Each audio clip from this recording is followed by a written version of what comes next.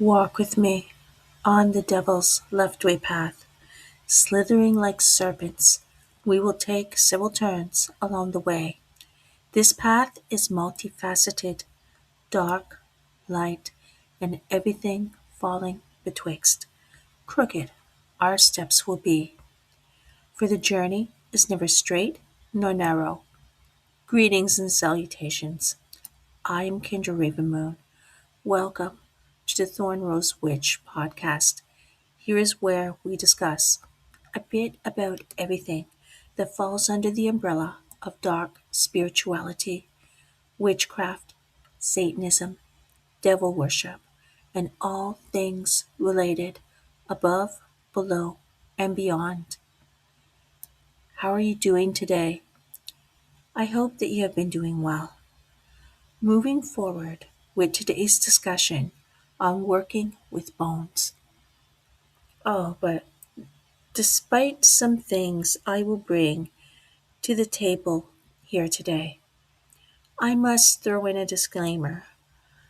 I feel for YouTube's sake before diving into it, I have to stress, make sure that the bones you are working with or wish to obtain are both ethically and legally sourced. I also want to toss in a trigger warning while I'm at it for any sensitive types who might stumble into this space. Okay, that's it.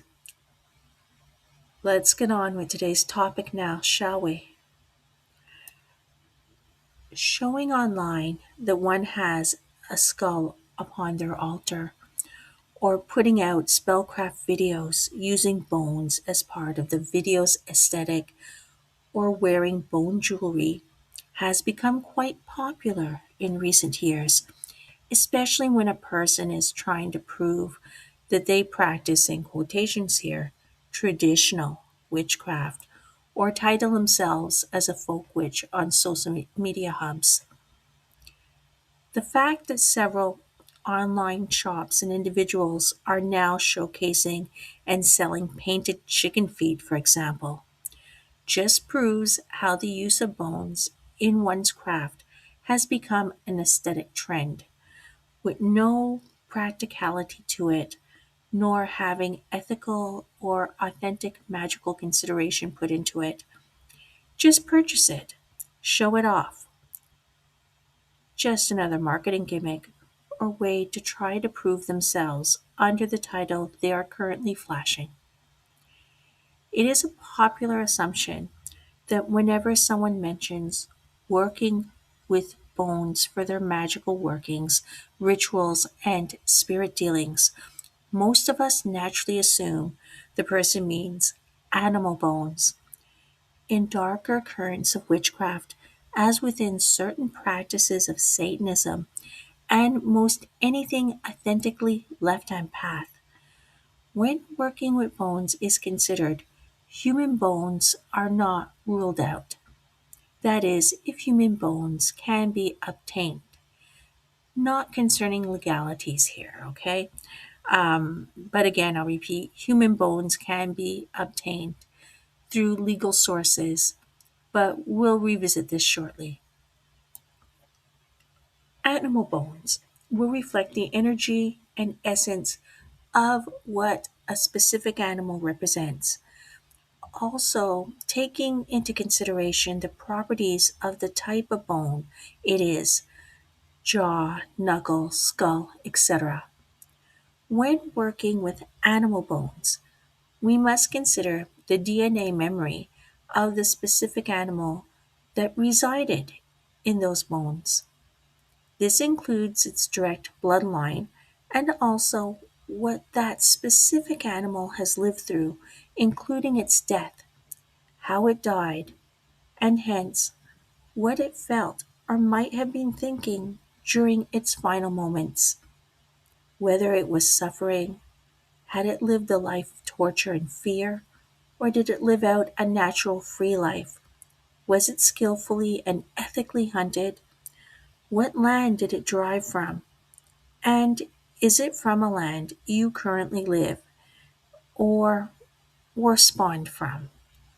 Considering these thoughts and asking yourself these questions will help you understand your reasons for bringing bones or a specific bone into your practice and how and why you want to connect with it. This can also help you connect with it properly.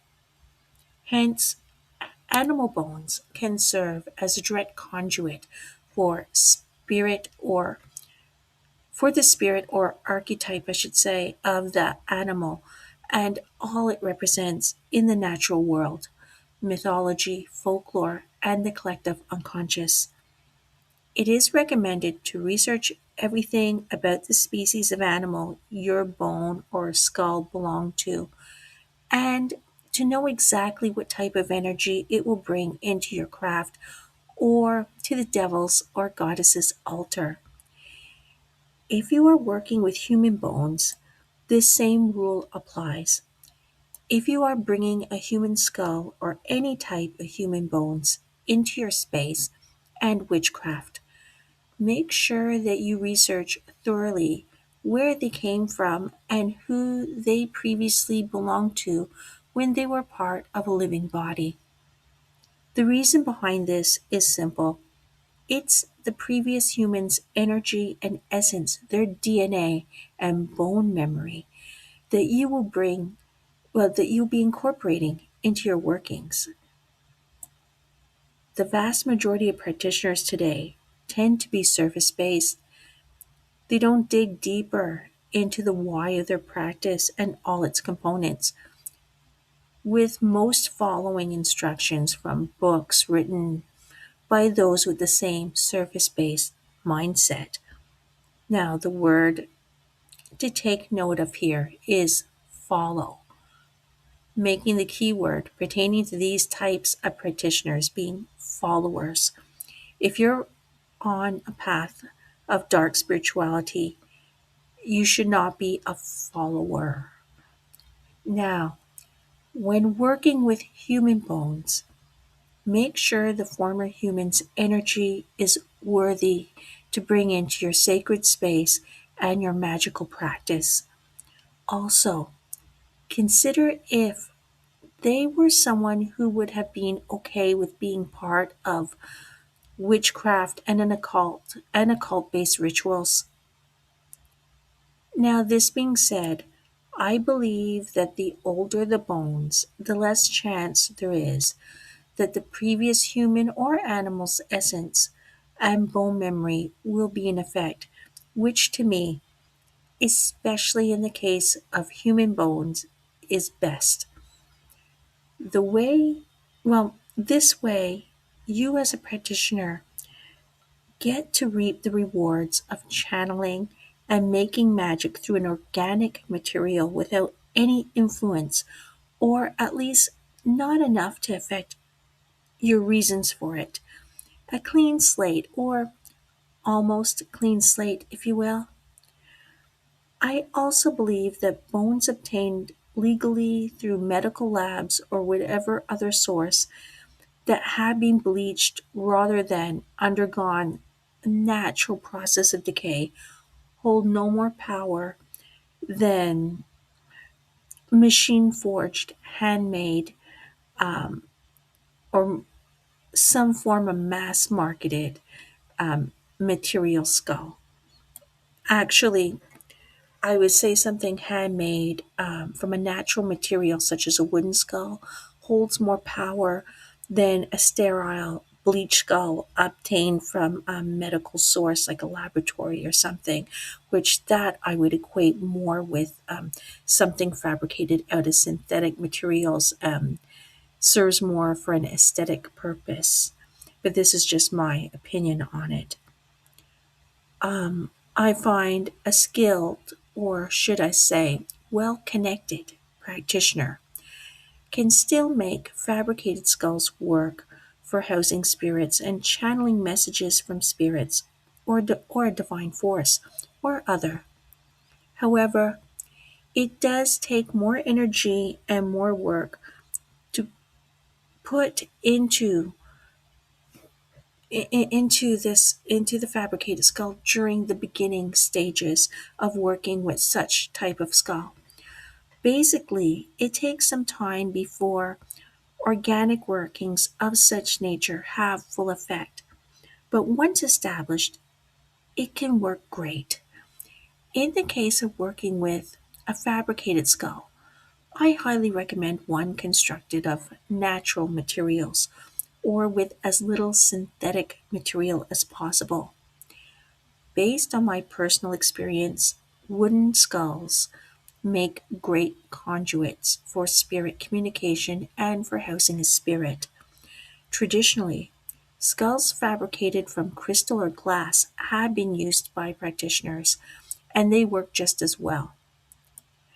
When it comes to real bones, animal or human, traditionally, and I believe as it should be, if you want or need to work with them, and you claim to be a real witch, folk practitioner, shaman, or whatever, etc., then rather than purchase your bones from a witchy shop or through a mass market, which isn't magical at all, nor does it infuse the bone with your full energy and intention, you should obtain your bones by a natural means, using either magic or through your spirits to call forth a skull or specific bone into your life, or by a physical skill with intention and focus on the purpose of your need for it, of course.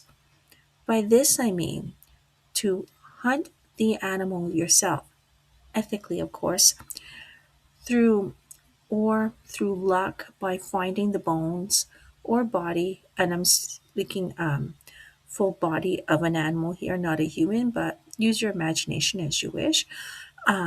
If you do happen to luckily find a full body of the animal still intact, um, then it is up to you and you alone to strip and clean it with your own hand. And also by natural means, I also mean obtaining your bones through unburying. And I'll leave it at that for your imagination. If one cannot do anything of this nature to obtain their bones to work with, or if one is not fortunate enough to be gifted a natural skull or bone or bones, then maybe the path of bone is not for you, or you can move forward with working with a fabricated skull if your goal is to house a spirit or use the skull for channeling, of course. In my opinion, as serious practitioners of the art magical, we need to put an end to encouraging witch shops and online shops on Etsy and elsewhere with their selling and mass marketing of bones and other parts, animal or human. There is nothing magical about this, and it blurs the divide between real practitioners and those who play. Now for some fun stuff. I'm going to give you the esoteric properties and usage of bones. Bones are associated with the element of work esoterically, and their energy is receptive. And if you're to relate bones to a chakra, it would be the root.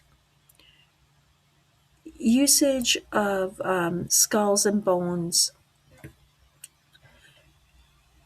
as tools that can be used in various ways for magic and ritual and spirit workings, such as past life recalls, trance work, to go beyond the veil, necromancy, and any spirit communication.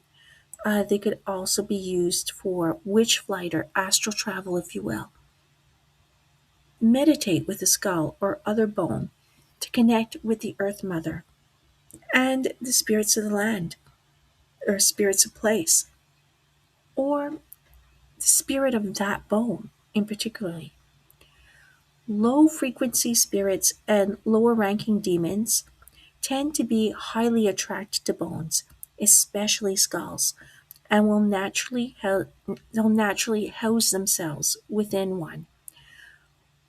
Bones of varying sorts can be used in divination.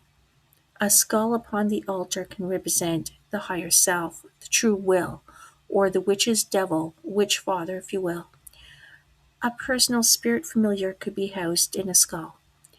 Small bones and bone fragments can empower witches' conjure or witches' mojo bags, and witch bottles bones can also be crushed into a powder and burned with herbs and resins as a loose form of incense. Bone incense blends can be fabricated with the appropriate herbs and resins for spirit communication or any necromantic purpose, for witch flight or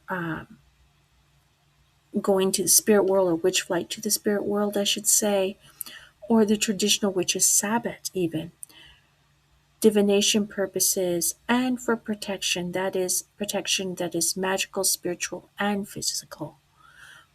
And bones can be used for cursing, of course, and especially skulls.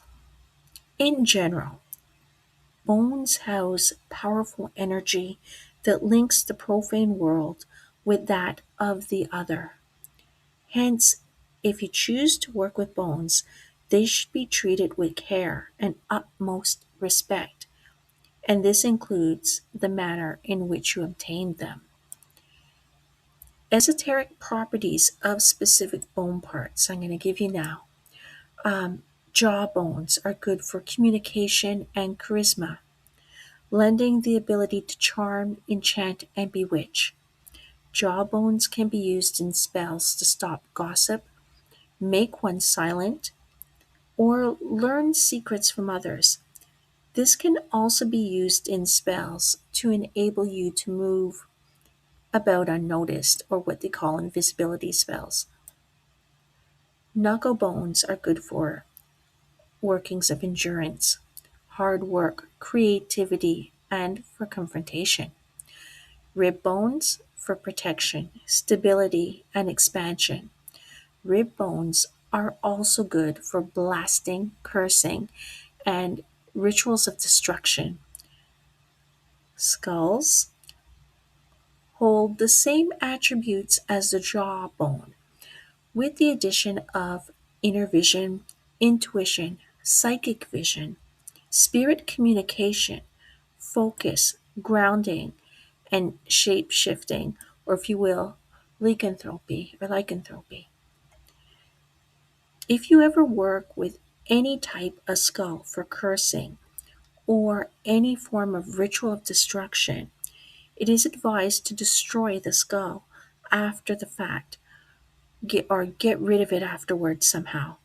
Skulls are excellent tools for witch flight and great channels for protection, as mentioned, astral, physical, magical, and spiritual protection. Now, the vertebrae. Vertebrae are good for strength, courage, support, flexibility, alignment, grounding, and connection with the Kundalini. So, any Kundalini workings, meditations, if you have a vertebrae bone, this will empower it. I will leave you with this for today. I hope I lent you some food for thought here.